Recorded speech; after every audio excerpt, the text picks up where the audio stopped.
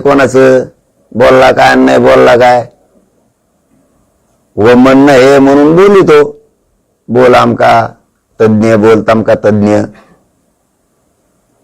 परत याच्याही पलीकडे सांगतो जर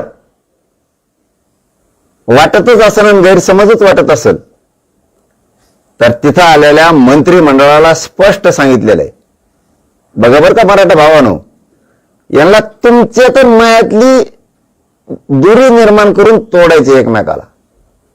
मी एकदा तुमच्यापासून बाजूला गेलो की वाटोळं झालं हे यांचा उद्देश आणि मी प्रखरपणानं फक्त आणि फक्त मराठा समाजाच्या लेकी बाळीचं पोरा बाळांचंच कल्याण करतोय।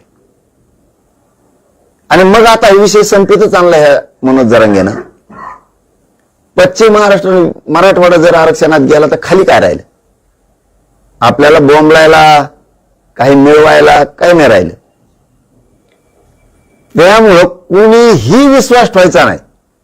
पुन्हा तेच सांगतो की मी का वाटोळं करील तुमचं याच्या पुढचं सांगतो जर असणच गरीब मराठ्याला काही शंका या असल्या या बारुळ्या लोकांमुळं संभ्रम निर्माण करणाऱ्या लोकांमुळं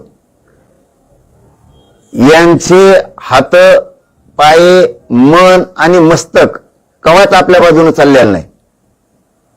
यांचं कधीही मन मस्तक यांची बुद्धी आणि विचार आणि संस्कार मराठे सोडून सरकारच्या दिशेने पावलं गेलेले। सरकार कोणचं असू द्या हे त्या सरकारकडून बोलते ठीक आहे काही देणे घेणे त्यांना आपलं महत्व द्यायची गरज नाही सोडून द्या। मी आहे ना जिवंत आहे तोवर मी तुमचं वाटोळं करायचं असतं ना 58 लाख नोंदी शोधून 3 कोटी मराठ्याला आरक्षण दिलं नसतं मुलीला मोफत शिक्षण दिलं नसतं सारथीमार्फत निधी घेऊन पोरांना पुढे जायला मदतच केली नसती। कित्येक तरी MPSCचे पोरांचे विषय असतील विद्युतचे असतील पोलीस मधले असतील आरोग्य